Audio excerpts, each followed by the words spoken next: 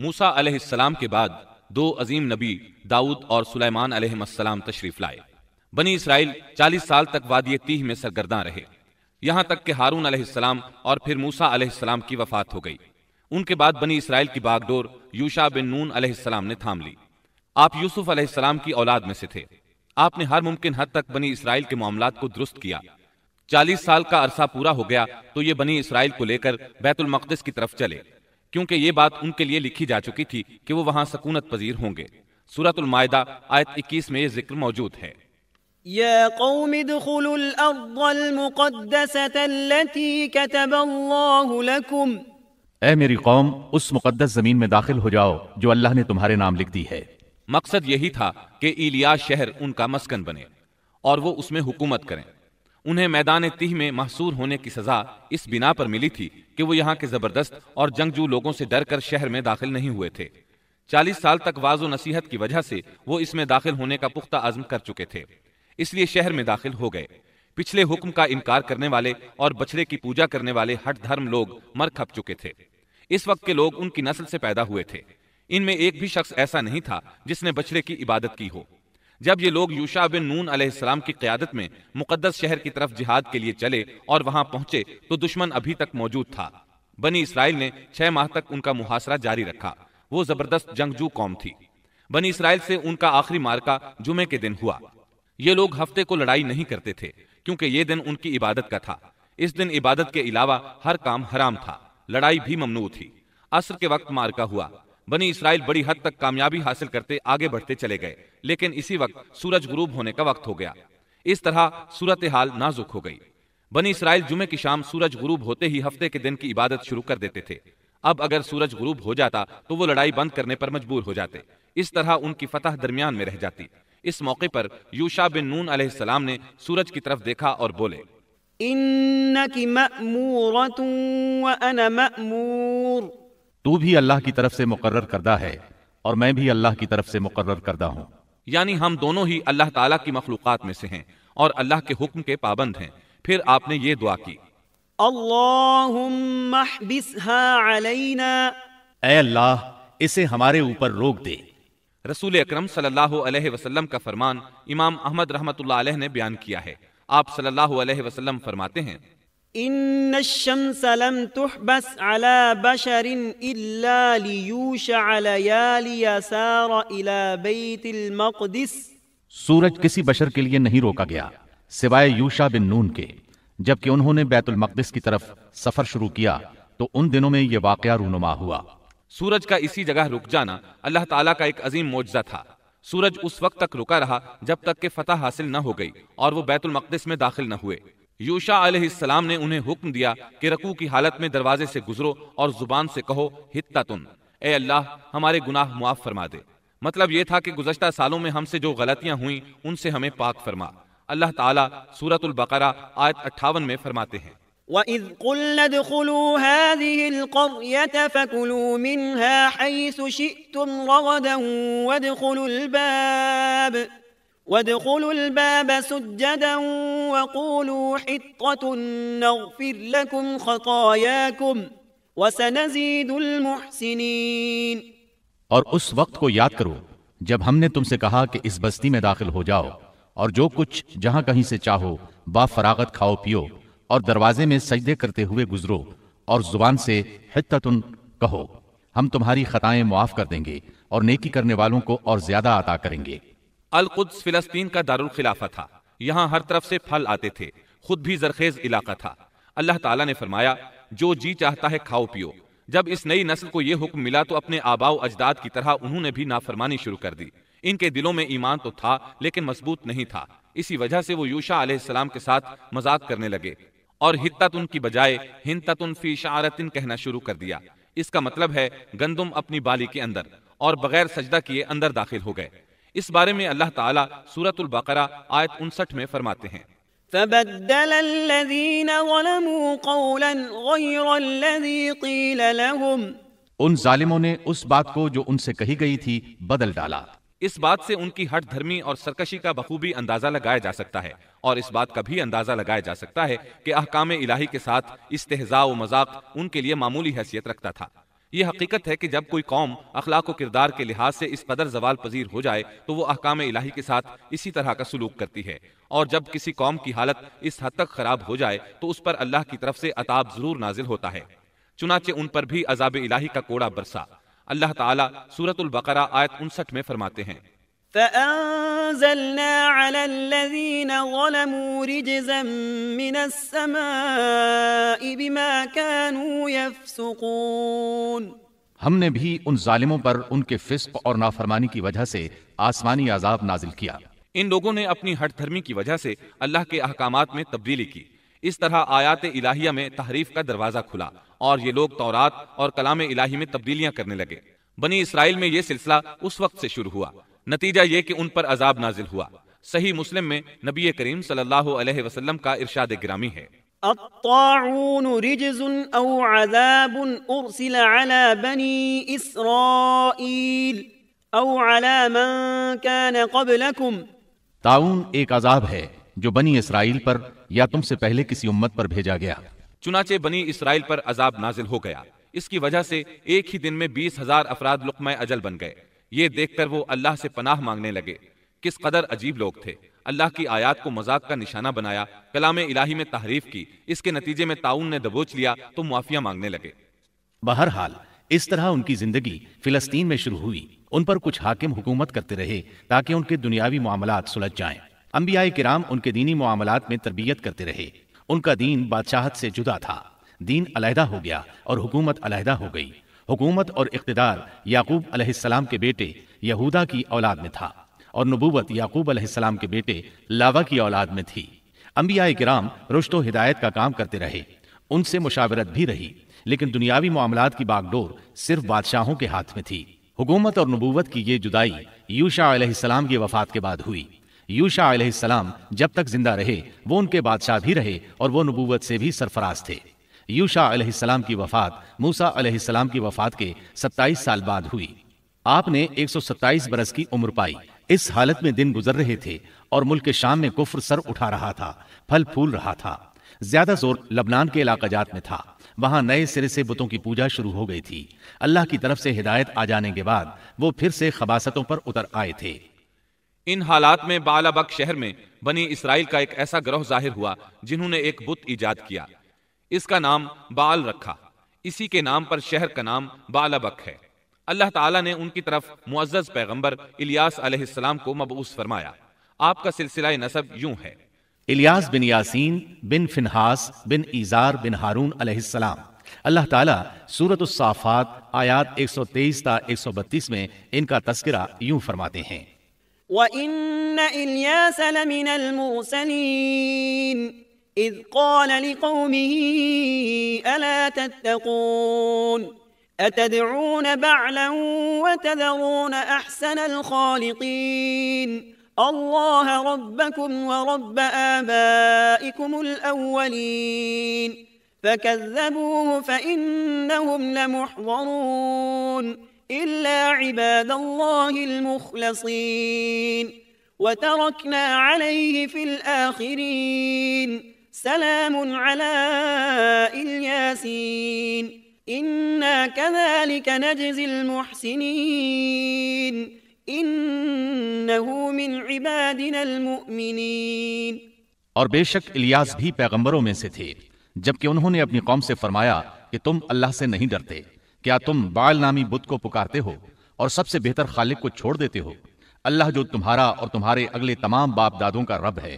لیکن قوم نے انہیں جھٹلایا، پس وہ ضرور عذاب میں حاضر کیے جائیں گے، سوائے اللہ کے مخلص بندوں کے۔ ہم نے الیاس کا ذکر خیر پچھلوں میں بھی باقی رکھا کہ الیاس پر سلام ہو، ہم نیکی کرنے والوں کو اسی طرح بدلہ دیتے ہیں، بے شک وہ ہمارے ایماندار بندوں میں سے تھا۔ قرآن مجید میں ان کا نام الیاس بتایا ہے۔ انجیل یوحنا میں ان کو ایلیا نبی کہا گیا ہے۔ بعض آثار میں ہے کہ الیاس اور ادریس ایک ہی نبی کے دو نام ہیں، لیکن یہ بات درست نہیں، کیونکہ اول تو یہ آثار سند کے اعتبار سے قوی نہیں، دوسرا یہ کہ قرآن مجید نے سورۃ الصافات اور سورۃ الانعام میں الیاس علیہ السلام کے جو حالات اور اوصاف بیان کیے ہیں ان میں کسی ایک جگہ بھی یہ اشارہ نہیں ملتا کہ الیاس علیہ السلام کو ادریس بھی کہا جاتا ہے، اور نہ ہی سورۃ الانبیاء میں جہاں ادریس علیہ السلام کا تذکرہ ہے کوئی ایسا اشارہ ملتا ہے کہ ان کو الیاس بھی کہا جاتا ہے۔ مورخین نے ادریس اور الیاس علیہ السلام کے جو نسب نامے بیان کیے ہیں ان سے پتہ چلتا ہے کہ ان دونوں نبیوں کے درمیان صدیوں کا فاصلہ ہے، لہٰذا اگر یہ ایک ہی نبی کے دو نام ہوتے تو قرآن مجید ضرور اس کی طرف اشارہ کرتا اور مورخین بھی اس کی کوئی وجہ بیان کرتے۔ مفسرین اور مورخین کا اتفاق ہے کہ الیاس علیہ السلام شام کے باشندوں کی ہدایت کے لیے بھیجے گئے تھے اور مشہور شہر بعلبک ان کی رسالت و تبلیغ کا مرکز تھا۔ الیاس علیہ السلام کی قوم مشہور بت بعل کی پرستار تھی اور توحید سے بیزار اور شرک و کفر میں مبتلا تھی۔ اللہ کے برگزیدہ رسول الیاس علیہ السلام نے ان کو سمجھایا اور راہ ہدایت انہیں دکھائی اور بت پرستی کے خلاف انہیں واض و نصیحت کی اور خالص توحید کی جانب انہیں بلایا۔ کتب تفاسیر میں ہے کہ بعل نامی بت سونے کا تھا اور اس کا قد 20 گز تھا اور اس کے 4 منہ تھے اور اس کی خدمت پر 400 خادم مقرر تھے۔ الیاس علیہ السلام کے زمانے میں یمن اور شام کا محبوب دیوتا یہی بت تھا اور بعض مورخین کا خیال ہے کہ حجاز کا مشہور بت حبل بھی یہی بعل تھا۔ سورۃ الانعام میں الیاس علیہ السلام کا جن آیات کے اندر ذکر آیا ہے وہ نوح اور ابراہیم علیہ السلام کی اولاد اور ان کی نسل کے انبیاء اور رسل کی ایک مختصر فہرست ہے۔ اللہ تعالیٰ سورۃ الانعام آیت 84 تا 86 میں فرماتے ہیں وَوَهَبْنَا لَهُ إِسْحَاقَ وَيَعْقُوبَ كُلًّا هَدَيْنَا وَنُوحًا هَدَيْنَا مِن قَبْلُ وَمِن ذُرِّيَّتِهِ دَاوُودَ وَسُلَيْمَانَ وَأَيُّوبَ وَيُوسُفَ وَمُوسَى وَهَارُونَ وَكَذَلِكَ نَجْزِي الْمُحْسِنِينَ وَزَكَرِيَّا وَيَحْيَىٰ وَعِيسَىٰ وَإِلْيَاسَ كل من الصالحين وإسماعيل واليسع ويونس ولوطا وكلا فضلنا على العالمين۔ اور ہم نے ان کو اسحاق دیا اور یعقوب، ہر ایک کو ہم نے ہدایت کی، اور پہلے زمانے میں ہم نے نوح کو ہدایت کی اور ان کی اولاد میں سے داود کو اور سلیمان کو اور ایوب کو اور یوسف کو اور موسیٰ کو اور ہارون کو، اور اسی طرح ہم نیک کام کرنے والوں کو جزا دیا کرتے ہیں۔ اور نیز زکریا کو اور یحییٰ کو اور عیسیٰ کو اور الیاس کو، یہ سب نیک لوگوں میں سے تھے۔ اور نیز اسماعیل کو اور یسع کو اور یونس کو اور لوط کو، اور ان میں سے ہر ایک کو تمام جہان والوں پر ہم نے فضیلت دی۔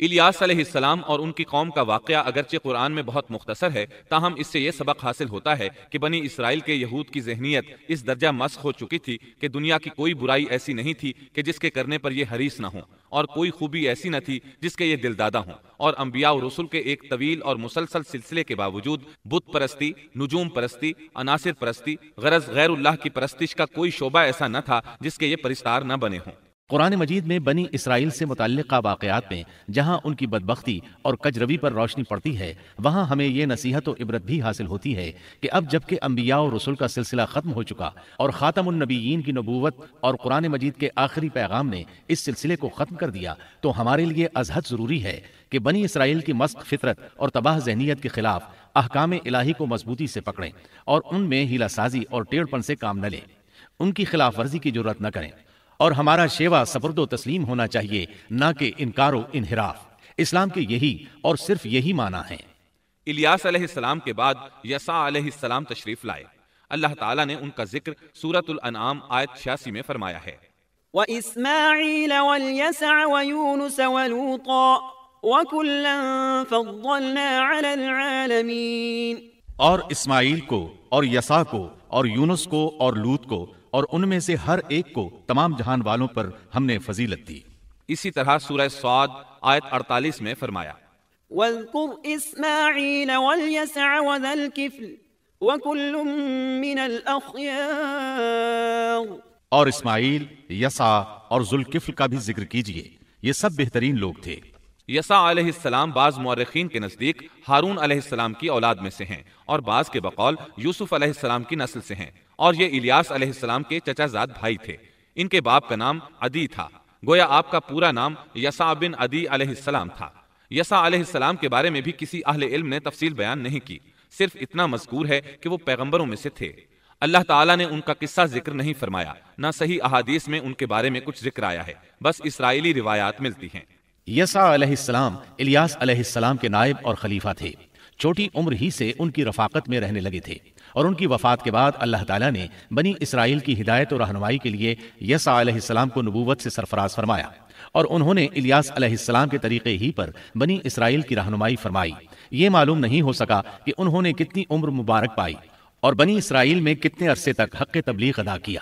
یسع علیہ السلام کی وفات کے بعد بنی اسرائیل بدحالی کا شکار ہو گئے، ان پر جابر حکمران مسلط ہو گئے، انہوں نے دین کو دنیا سے جدا کر دیا، ان حکمرانوں نے خوب ظلم کیا۔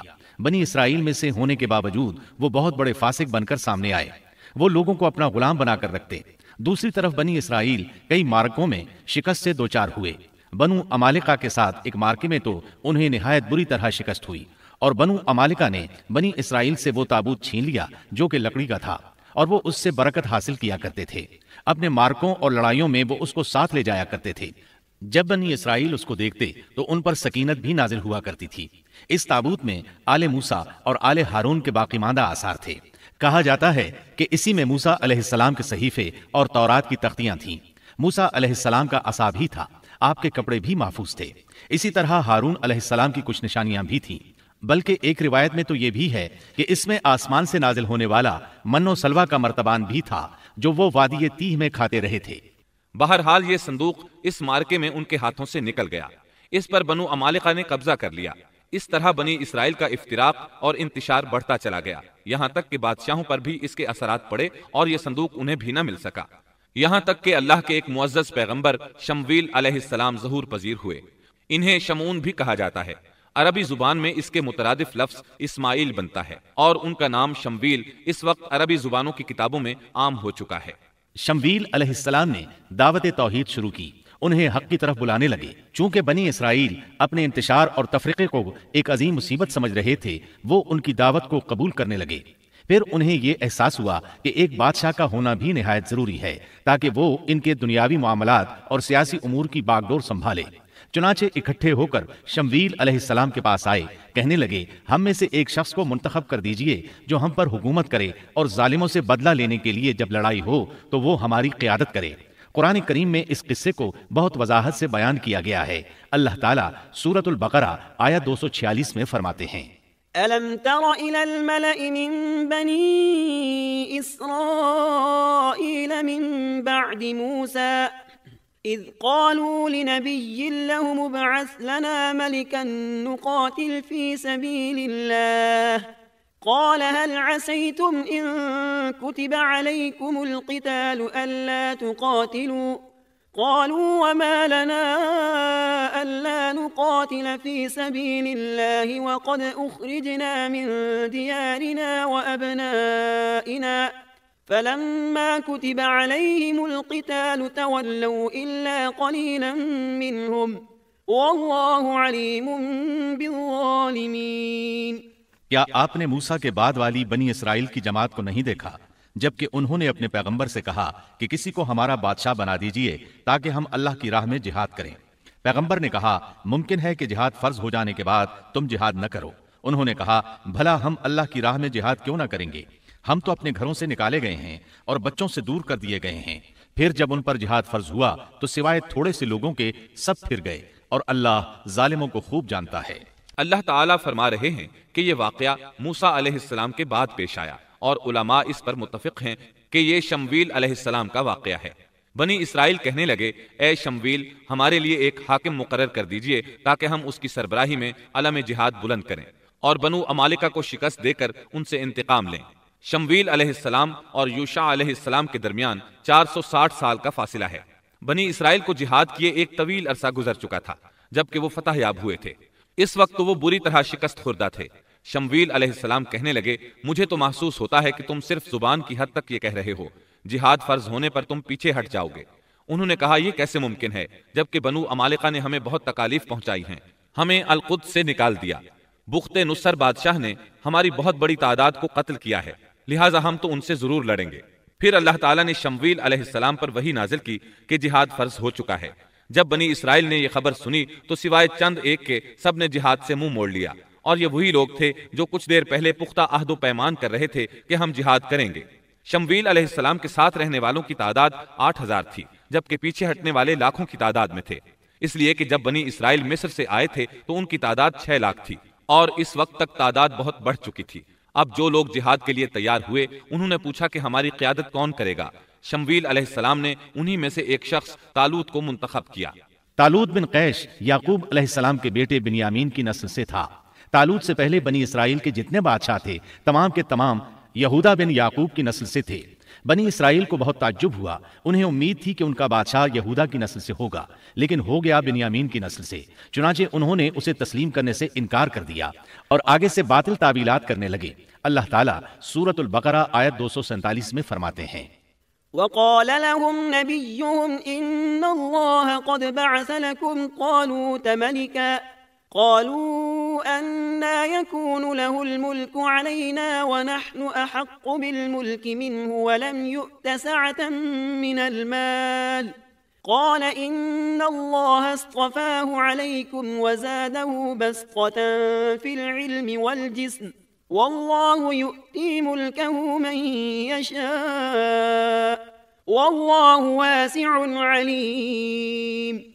اور ان سے ان کے نبی نے فرمایا کہ اللہ تعالیٰ نے طالوت کو تمہارا بادشاہ بنا دیا ہے۔ تو وہ کہنے لگے کہ بھلا اس کی ہم پر حکومت کیسے ہو سکتی ہے، اس سے تو کہیں زیادہ بادشاہت کے حقدار ہم ہیں، اس کو تو مال میں فراخی بھی نہیں عطا کی گئی ہے۔ نبی نے فرمایا، سنو، اللہ تعالیٰ نے اسی کو تم پر برگزیدہ کیا ہے، اسے علمی اور جسمانی برتری بھی عطا فرمائی ہے۔ بات یہ ہے کہ اللہ جسے چاہے اپنا ملک دے، اللہ تعالیٰ کشادگی والا، علم والا ہے۔ طالوت ایک غریب آدمی تھا، مالی حیثیت بھی اچھی نہیں تھی، چمڑوں کو رنگ کر پیٹ پالتا تھا، لیکن اس وقت علم و حکمت میں اس کا کوئی ثانی نہیں تھا، اور جسمانی ڈیل ڈول بھی اس قدر تھا کہ جو ایک بار دیکھتا ہی رہ جاتا۔ اللہ نے اسے بہت اچھا جسم اور اعضاء عطا فرمائے تھے، رنگ بھی سفید تھا، لیکن چونکہ وہ یہودا کی نسل سے نہیں تھا، اس لیے وہ کہنے لگے اس کی نسبت تو ہم زیادہ حقدار ہیں کہ بادشاہ بنے۔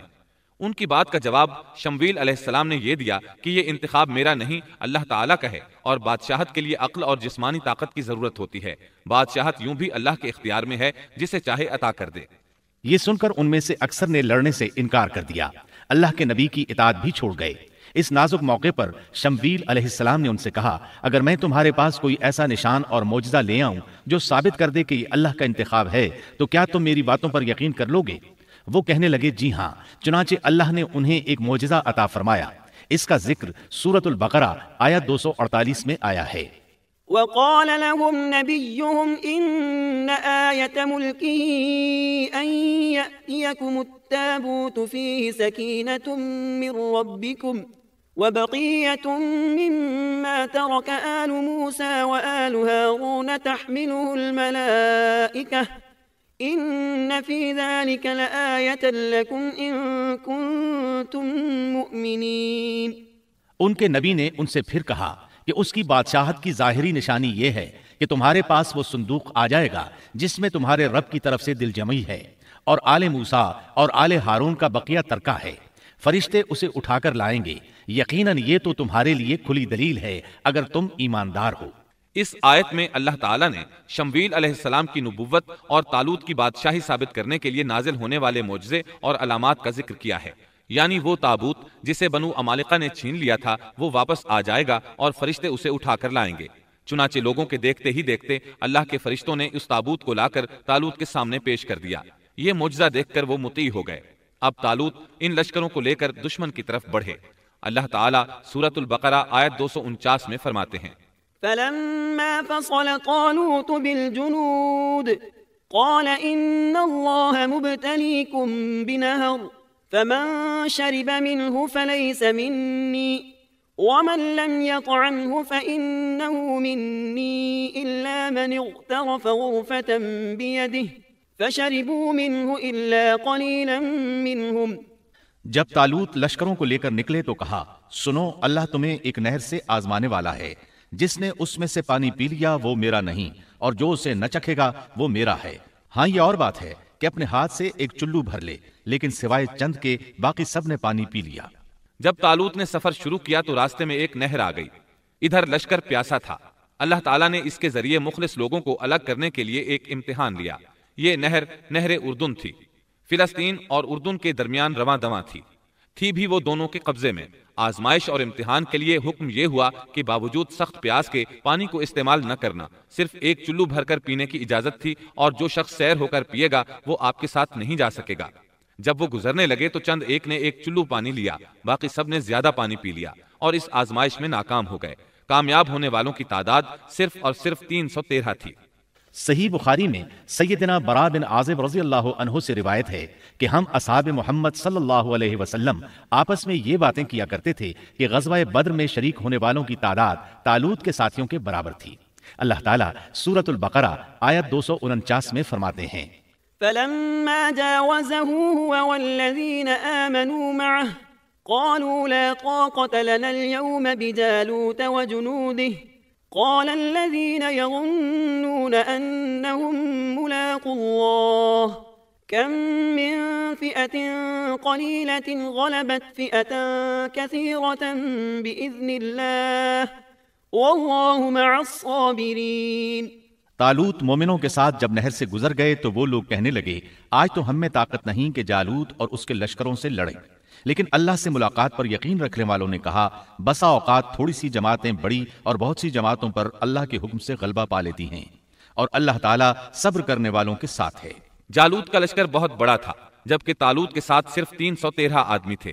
یہ صورتحال دیکھ کر بنی اسرائیل گھبرا گئے، بولے ہم تو تعداد میں بہت تھوڑے اور نہایت کمزور ہیں، کس طرح ان سے جہاد کر سکتے ہیں؟ لیکن ان میں سے کچھ لوگ نہایت پارسا اور اللہ پر یقین رکھنے والے تھے۔ یہ اور شمویل علیہ السلام دوسروں کا حوصلہ بڑھانے لگے، آخر وہ لڑائی پر تیار ہو گئے، مقابلہ ہوا۔ ولما برزوا لجالوت وجنوده قالوا ربنا أفرغ علينا صبرا وثبت أقدامنا وانصرنا على القوم الكافرين۔ اور جب ان کا جالوت سے اور اس کے لشکر سے مقابلہ ہوا تو انہوں نے دعا مانگی کہ اے پروردگار ہمیں صبر دے، ثابت قدمی دے اور کفار کے مقابلے میں ہماری مدد فرما۔ مقابلہ شروع ہوا۔ جالوت اپنے لشکر سے نکلا اور مقابلے کے لیے للکارا۔ یہ بہت طاقتور تھا، اس کا پورا بدن اسلحے سے لیس تھا۔ مسلمان اسے دیکھ کر ڈر گئے۔ طالوت نے اپنے ساتھیوں سے کہا کون اس کے مقابلے میں نکلے گا؟ سب خاموش رہے۔ اس کے لشکر سے ایک نوجوان نکلا، یہ داؤد علیہ السلام تھے۔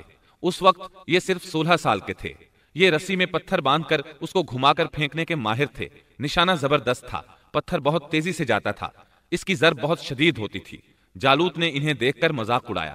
اس نے کہا نوجوان تم ابھی بچے ہو، واپس جاؤ، میرے مقابلے میں کسی بڑے کو بھیجو۔ داؤد علیہ السلام نے اپنی رسی کو گھمایا، اس میں بندھے ہوئے 3 پتھر خاص انداز سے پھینک دیے۔ تینوں گولی کی رفتار سے آئے اور اس کے ماتھے پر لگے۔ جالوت کا سر پاش پاش ہو گیا اور وہ مر گیا۔ اس کے مرتے ہی جالوت کے لشکر میں خوف ہراس پھیل گیا۔ طالوت نے اپنے 313 مجاہدوں کے ساتھ ان پر حملہ کر دیا۔ ان میں کھلبلی مچ گئی، سنبھل نہ سکے، پیٹ پھیر کر بھاگے۔ فهزموهم بإذن الله وقتل داود جالوت۔ پس اللہ تعالیٰ کے حکم سے انہوں نے جالوتیوں کو شکست دے دی اور داود کے ہاتھوں جالوت قتل ہو گیا۔ یوں اللہ تعالیٰ نے بنی اسرائیل کو دوبارہ غلبہ عطا فرمایا۔ فتح کے بعد طالوت نے داؤد علیہ السلام کو اپنا داماد بنا لیا۔ اس طرح داؤد علیہ السلام طالوت کے بعد بادشاہ بنے۔ اللہ تعالیٰ سورۃ البقرہ آیت 251 میں فرماتے ہیں وآتاه الله الملك والحكمة وعلمه مما يشاء۔ اور اللہ تعالیٰ نے اسے بادشاہت اور حکمت عطا فرمائی اور جتنا کچھ چاہا علم بھی عطا فرمایا۔ اس طرح اللہ تعالیٰ نے داؤد علیہ السلام کو بنی اسرائیل کا بادشاہ بنا دیا۔ بادشاہت اور نبوت ان کے پاس جمع ہو گئی اور ایسا طویل عرصے کے بعد ہوا تھا۔